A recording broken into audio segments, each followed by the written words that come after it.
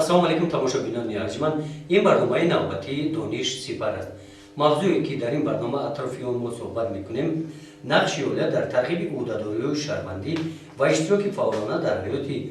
ҷамъиятӣ ва сиёсӣ ном дорад. ба сифати коршиноси ин мавзӯъ дар ин барнома мо даъват кардем Гулчеҳра Муродова, мудири кафедраи сиёсатшиносӣ, номзади илмҳои сиёсӣ дар Центр донишгоҳи давлатии Пуллов. муаллима хуб мебуд аввал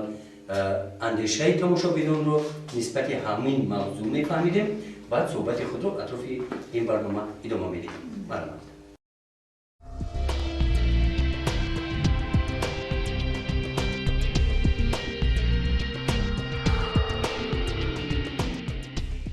ҳисси меҳнатдӯстӣ ва ватандӯстӣ аз хурдӣ мисол дар манами тарбияи фарзанд ин чиза тарбия кардан аз кӯдакӣ манами ҳисси ватандӯстӣ, хеша дӯст доштан, ҳамсояда муносибати хуб кардан, ин хештаншиносӣ, ватана дӯст доштан, ҳимоя кардан, ҳамаш аз кӯдакӣ сар мезанад. барои ҳамин то кӯшиш мекунем ки фарзандони ба воя расондаамон ба нафъи ватан хизмати содиқона кунанд, дар корҳои ҷамъиятӣ фаъолона иштирок кунанд, чизе ки барои ободии деҳа самгузоранд, иштирок мекунанд, чизе ки боз дар мактаб уеш ки хонандаи мактаб аст, барои нафъи ҷамъият ҳиссагузоранд, рафта иштирок мекунем якҷоя ҳамроҳи фарзандон. шаҳрванд ва мисол мо худмон дар назар дорем. шаҳрванд ва ӯҳдадорем ҳастем ки амин дар писар амин писаро амин фарзандонро дар ҳисви мисол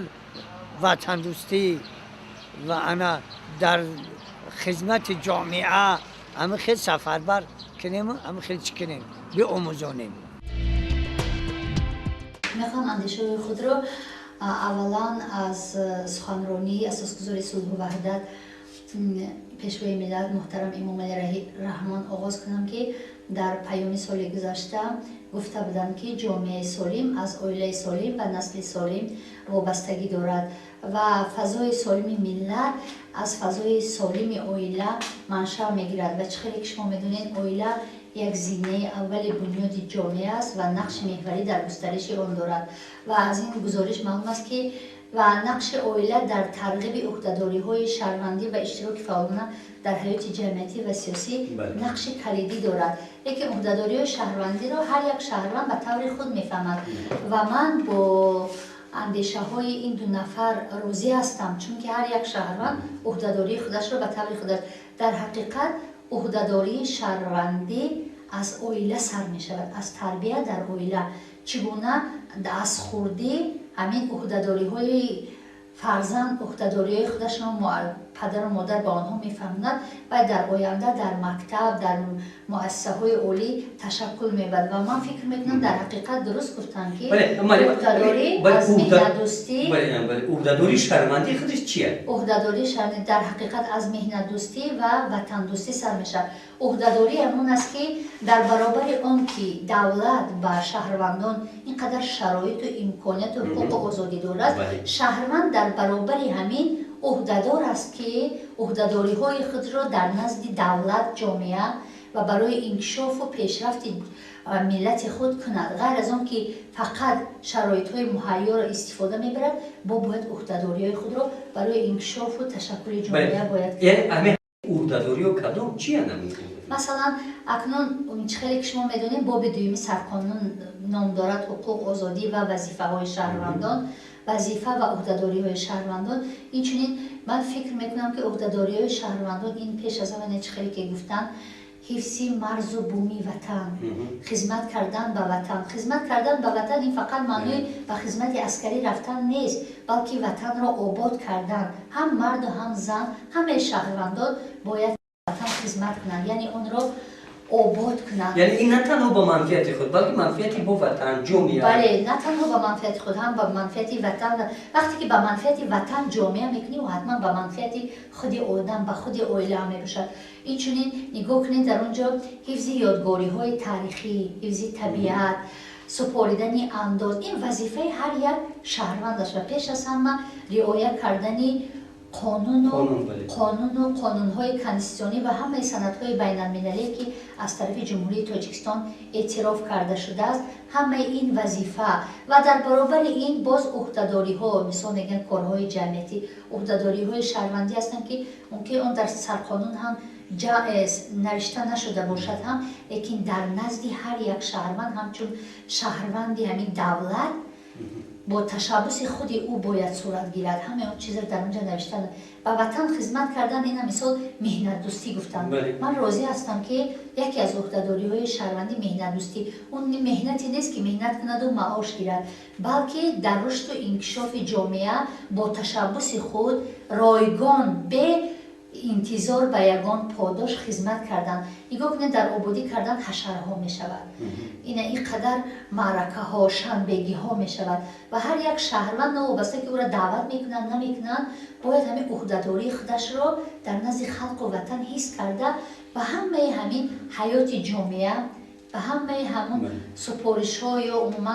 اقدام های نیکی که از طرف شهروندان شدن که از طرف دولت شدن از طرف کمیته ها یا از طرف محل ها میشوند باید همچون شهروند در قطار در تربیه همون فرزند فرض کردیم همون عهده‌داری و شهروندی را این گفتید چیزی شما قید کردید اویله نقش کلیدی داره بله اویله هستن که مثلا اگر یگان عهده‌داری شدن یگان کارهای جمعیتی باشن فرزندان خودشون میگن که بچه چی هستن مثلا به این به عوض اون هیچ چیز نشد بعضی وقت از خوردی همین کودکان را نمیدونم من تا حتی میدونم که در تازه کردن این محل کودکان خود رو کوشش میکنن که از کار دور کنن یکی همین تربیه آهسته در آنها انکشاف میبود و آنها به مسئولیت میشن یکی وقتی که از خوردی اینجا گفتن از سن 8-9 سالگی بلکه برعکس بروقت‌تر تا حتی یک کاغذ رو گرفتن همین کودک رو تربیه میکنن که باید هر یک شهروند در نزد دولت و خود کودک است که عهده‌دار است که خدمت کنند و من فکر میکنم که اویله در ترغیب عهده‌داری شهروندی بخصوص نقش کلیدی دارد چگونه که اویله تربیت کند که مثلا دولت رو دوست داشتن در کل ملت رو دوست وطن دوست خودشناس بودن چه خیلی که اینجا گفتن پدر و مادر دوست بله پدر و مادر رو دوست داشتن در هنگام پلانسالی عهده‌دار است که بله عهده‌دار است که نگاهبین کنند نه تنها پدر و مادر عهده‌دار است بلکه فرزند هم عهده‌دار است که پدر و مادر خودش را نگاهبین کند و در صورت نگاهبین نکردن البته باز قانون‌های دیگر هستند که تصویر این از معلومات گزارش تلویزیونی است گزارش رو تماشا کنید خلالی اماکیف همراه نبیره‌هایش به نزد نیمپیکره پسر قهرمانش رستم اماکیف برای عیادت می‌آیند رستم اماکیف کماندیر گروه زودعمل نزد کمیته امنیت ملی جمهوری تاجیکستان بود در حادثه‌های روزهای 14 16 سپتامبر سال 2015 در مبارزه بر ضد گروه‌های تروریستی او قهرمانانه هلاک گشت وقتی که ما روز هیکل‌کشایی در اینجا سروزیر همینجا بود و چی کرد ما گفتم خودم تیارم در همین 6 سال برای حمایت وطن ما تیارم ما 100 جان خدا در وقت که در پیش جناب عالی پرزیدنت محترم دا گفتگو داشتیم ما گفتم که جناب عالی بچه ما یاتش پالکون و عبدالولی اماکیف در روی وطن دوستی خدمت کرده است با ما آینده روزیم که همین نبیره ها گفتم با روی وطن دوستی روی حربی در برام بخونم آینده ما چیه آینده ما وطن حمایت کردن خوندن کسب آموختن این در استحصال کار کردن اما که خلالی درباره قهرمانی پسرش رستم بر نبیره‌هایش نقل میکند رستم جان خود را برای نگاه داشتن تنجی و آسایشتگی مردم در وطن از دست داد همین شاعرها و نویسنده میگن طبیعتاً همین شاعر میشوند بی زحمت هیچ کی شاعر شده نمیتوند با همینجا یک کس اساس میشود یک کس مثال با همین تربیت میکنه که بچم همین چیزا تو دوست میداری همین رو دبره کسب آموختن همین که باید بچه دل میتد دل چی میکند البته همین کسب مثال بگیم که پدر مادر در دل او بیدار میکند امی تربیه اویله و بسته منی و البته باید به اویله یگان کار کردن نمیشود به نظارت اویله به گفتگوی اویله یگان چیز نمیشود البته تربیه ای پدر مادر سر میشود رستم در اویله معلم تربیه یافته به کمال رسید در اویله فرزند کلانی بود او با خواهش خودش و روزگی مادرش به مکتب حربی رفت پدر و مادر سر راه انتخابی او نگشتند دوستان جانم من وقتی مکتب حربی دا داخل کردم همان به من گفت که در این سالی وضعیت وزمین برای چی بچه تا مکتب حربی داخل کرد من در امو وقت گفتم که بچه من به من را شیرینه و امومالی رامون با اوچش شیرین نیست که دولت تا با اوده گرفته او در دوره دولت تا با اوده گرفته بعد ایامو سال رستم جانی من بعد 1 سال خطی مکتب حربی برای ازن رفت ما فرزندم برای وطن دوستی نه اینکه ما باید همه مادر همی کار کنه همه مادر فرزندش روی نیک وطن دوستی خدمت وطن ده بخونونه حمایت کنه وطن چخ بستن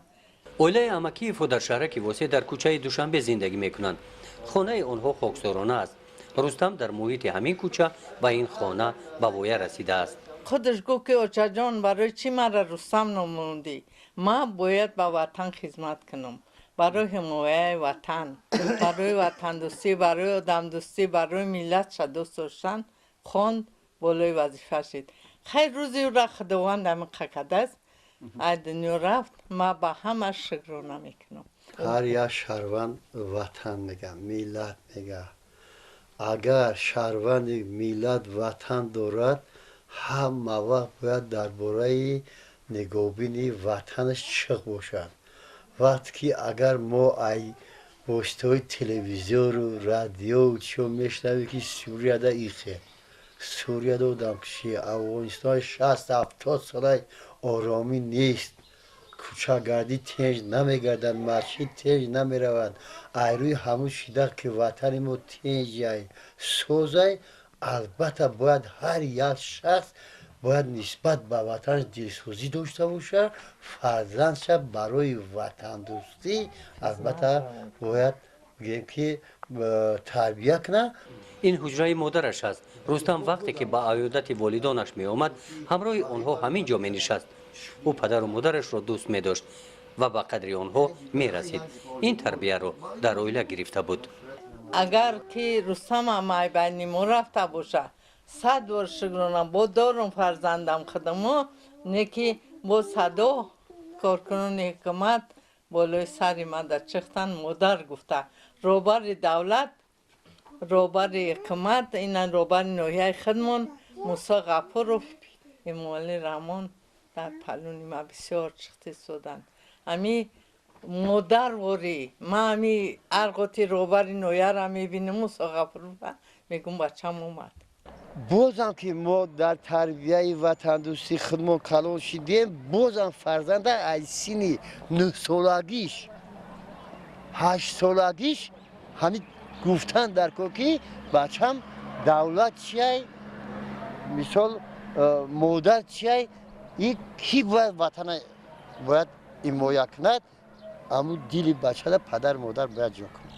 خلالی امکیف نبیره هایش را هم در رویه وطن دوستی تربیه می نماید او ارزوی آن را دارد که نبیره هایش هم مثل پسرش رستم امکیف در خدمت وطن باشند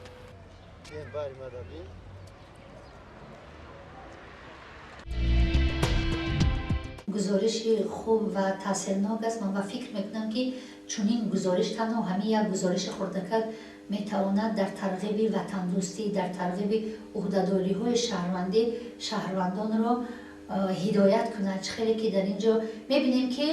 همین اویله که امروز خانه امکیف نشان دادند چقدر نقش مهم در تربیت فرزند قهرمان خود داشتند در همین اویله که مهنت دوست وطن دوست نه تا حتی فرزند خود را از دست داده باشند هم میگن که من حاضر به همین سن سال نگاه کرده من راضی هستم که به وطن خدمت کنم ممکن در صف خدمت لیکن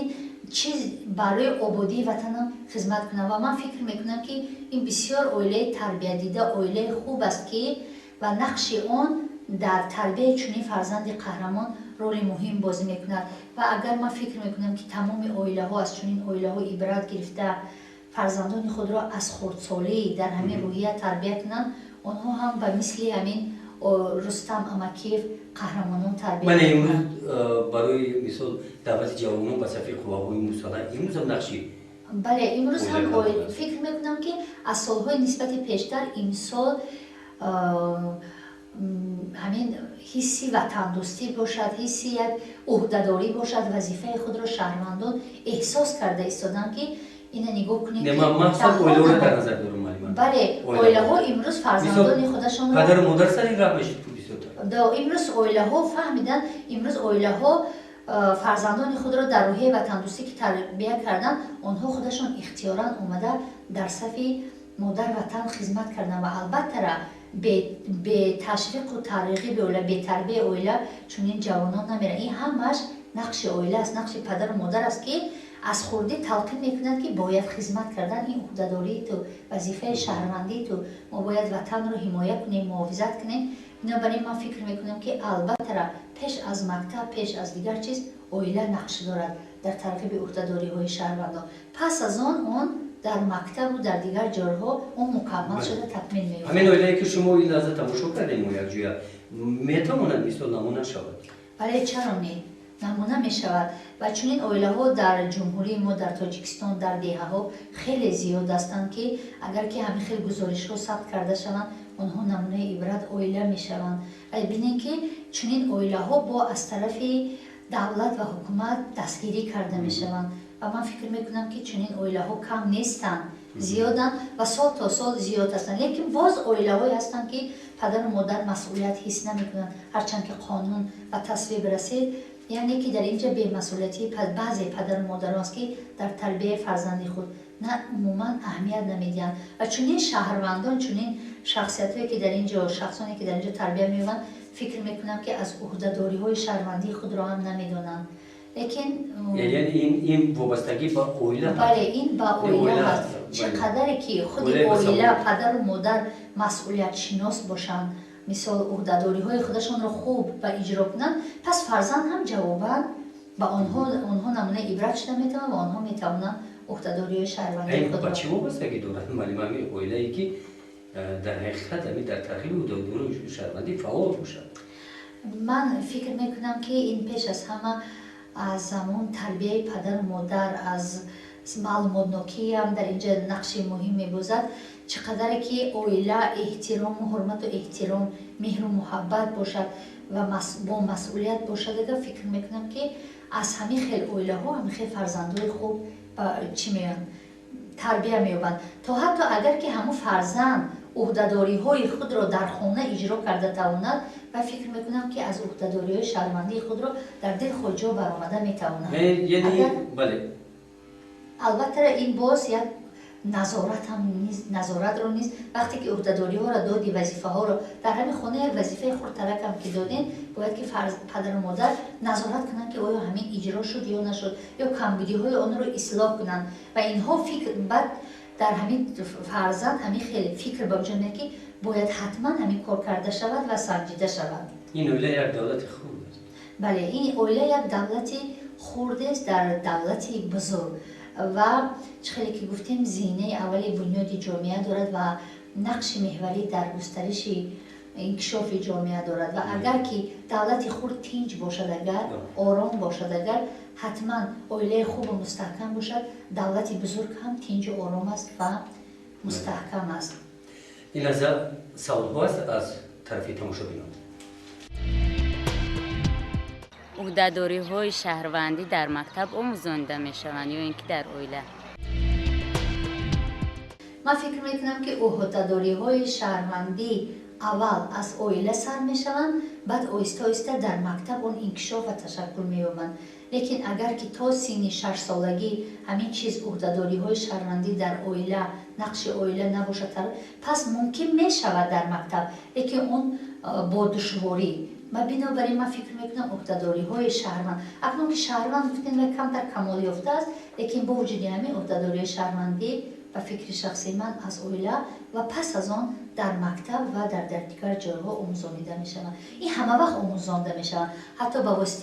با واسطه وسایط اخباری عمومی در مؤسسات ساعت‌های تربیوی است، درس‌های حقوق هست، سیاست شناسی است که ما همچون آموزگار هر وقت تلقی عهده‌داری‌های شهروندان رو در روزهای جشن سرقانونمند عهده‌داری‌های شهروندان رو گشته و برگشته ما تلقی می‌کنیم که همین عهده‌داری خود را فراموش نکنن، اجرا کنن. فکر میکنم از اویله، از مکتب، از مؤسسه، از خود جامعه در خود جامعه آموزانده میشه. در جامعه یک کس میکنه، یک کسی دیگر همون رو دیده نمونه عبرت شدنش ممکن است. سوال نوبتی. عهده‌داری شهروندی را در شخص از کدام وقت تربیت کردن ممکن است؟ من فکر میکنم عهده‌داری شهروندی رو این به یک سن سالی عمیق گفتن نیست. تربیت کودک میگن از گهواره آغاز می‌یابد و عهده‌داری شهروندی نیز از همون وقتی که کودک خود را عضو جامعه حس میکنند، فکر میکنم که از همون وقت تربیت عهده‌داری‌ها را در اون شخص تربیت کردن ممکن است. بعضی آدمی هست که از تولد تو گورم نمیفهم. بله، از تولد بعضی شهروندان البته این وابسته به اویله ممکن همین چیز در اویله نمیگیرن، در مکتب میگیرن. پس یا در مکتب نباشد اگر باز در مؤسسه و دیگر تشکیلات ها گرفتنشان ممکن. و فکر میکنم که یک وقت معین یا سن سال معین نیست و عهده‌داری نگاه کنید همین کودکی خردسال اگر که در بیرون وقتی که در بیرون یک چیزی افلاس پرت افتاد، شما اگر که به همون مانعش گفتن که این ممکن نیست، اینجا جای جمعیتی هست، چه همون چیز از خردی پدر و مادر در همون تربیت می‌یابد که یا من مثال آب روان است، آب باید محکم کنی به فایده نخی. اگر همون خوب و بدی همون چیز رو فهمونه، همین کودک در معینه سر از خردی همین عهده‌داری خرد هستند، وظیفه‌های خرد هستند، یکی همون آیسته انکشاف. پدر مادر نمونه میشون. بله، پدر مادر نمونه شده می‌توانند. بله، رفتار آنها، گفتار آنها همین و امروز بخصوص وسایط اخباری عمومی در ترتیب عهده‌داری شهروندی فکر میکنم نقش کلان دارند. بله، سوال نوبتی. در اویله سیاستمدار را تربیت کردن ممکن است؟ بله، این یک مثال بسیار برجسته این مثلا سیاستمدار شناخته ما هم پرزیدنت کشور محترم امام علی رحمان در کجا تربیت یافتند؟ البته در اویله. همه سیاستمداران بزرگ و مثل ما شهروندان در اویله تربیت یافتند و فکر میکنم که در اویله خوب، اویله که مسئولیت بلندی پدر والدین آنها مسئولیت بلندی دارند، وطن دوست هستند و از خردی فرزند را در روحیه مهنت دوستی و وطن دوستی تربیت میکنند. من فکر میکنم که در آینده آنها نه تنها فقط سیاستمدار، شخصانی بزرگی جامعه شناسان که و البته سیاستمدار را در اویله تربیت میکنند. بله، همچنین به عنوان برنامه ما از فیسبوک، یوتیوب سوال ها اومدن. سوال از فیسبوک آیا میتوان کودک به اویله را با تربیت نام بردن ممکن است؟ اگر که کودکی که در اویله تربیت اگر که این محمد جان اگر که به اویله در نظر دارد اینترنت ها و خانه کودکان را باشد، پس هستند. اگر خیلی که شما میدونید در دوره اتحادیه شوروی اینترنت ها و خانه های بچگان بهترین مکانی تربیه بودن که همه شخصانی بزرگ، اکثریت شخصانی بزرگ از همین تربیه همین از اینترنت و خانه بچگان برآمدن و من فکر میکنم که اگر همین رو در نظر داشته باشن، پس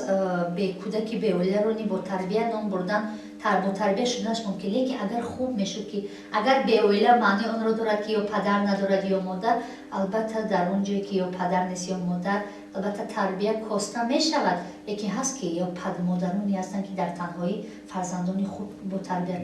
تربیت کردنشون ممکن. اگر خوب میشه که فرزند در اویله مکمل تربیت می‌یافت و امروز هم دولت و حکومت چنین فرزندانی که به اویله هستند اینقدر غمخوری رو کرده ایستادن و تمام شرایط ها رو مهیا کردن و من فکر میکنم اینقدر امتیازها و کوتا و به مکتب ها دادن. البته آنها شخصا برای عوض این فکر میکنم که با تربیه به وایه میرسن. یکی با بهتر میشد معلم در اویلا، برای که در خارج کشور ما میبینیم فرزندخوانی هستن که اویلایی که میگیرن که در اویلا کودکان از اینترنت ها میگیرن. بله درست. البته من گفتم که اگر خوب میشد که در اویلا خب پدرشان نباشد پدرخوان پیدا میکنه. بله پدرخوان باشد، مادرخوان، عمک، توا هم میخوش تبرون. بله بنابراین اگر خوب میشد که در اویله مکمل باشد. بنابراین همین باید اویله ها وقتی که فرزند تربیه میکنن باید که مکمل باشن، جدا شوی کم باشد. بله سوال نبودیم ولی من و دیگر در تربیه فرزند کدام از والدین نقش مهم دارد؟ در تربیه فرزند هر دو والدین هم پدر و هم مادر نقش مهم دارد. چون که لیکن از سبب اون که امروز اکثریتی به فکر ما اکثریت شهروندان و مردها در مهاجرت مهنتی هستند، فکر میکنم نقش زن، این به فکر شخصی من، نقش زن در تربیه فرزند به نهایت بلند است. چون که پدر از سر تا بگو در کار است و مادر بخصوص باید که تربیه فرزند رو به ذمه خود بگیرد، یعنی که او رو نظارت کنند، نه تنها که خیلی که بیرون برآمده یا روزی دراز تماشای سریال ها باشد. هر دو نقش مهم دارند، لیکن نقش باز مهمتر در زمان امروزه نقش زن است. نقش زن مادر، و اگر زن مادر با تربیه با معلومات باشد، اگر حتما فرزندی او یعنی زن با معلومات باشد. زن اگر زن با سواد باشد، اگر ملت با سواد است. یک جوان تشکر معلمه. سلامت باشید. من میخواستم به همین نقطه خطی برنامه‌مون رو به انجام برسونم که یعنی اوله عهده‌داری شهروندی، ترغیب عهده‌داری شهروندی، اشتراک فعالان در جمعیتی و سیاسی امروز به مادری با سواد با معلومات، من اوله با معرفت معلومات نه اوله سالم یعنی نیاز دارد. یک جوان تشکر برای اشتراک در این برنامه. تماشابینان ارجمند، شما میتوانید اگر که این لحظه سوال‌های خود رو داشته باشید، سوال‌ها پیدا شده باشد، طریق سامانه اینترنتی به شبکه موج آزاد سوال‌های خود رو ارسال نمایید. تا بازدید سلامت باشید و فراموش نسازید این برنامه رو شما میتوانید در شبکه در سامانه موج آزاد که در اینترنت است تماشا کنید. سلامت باشید.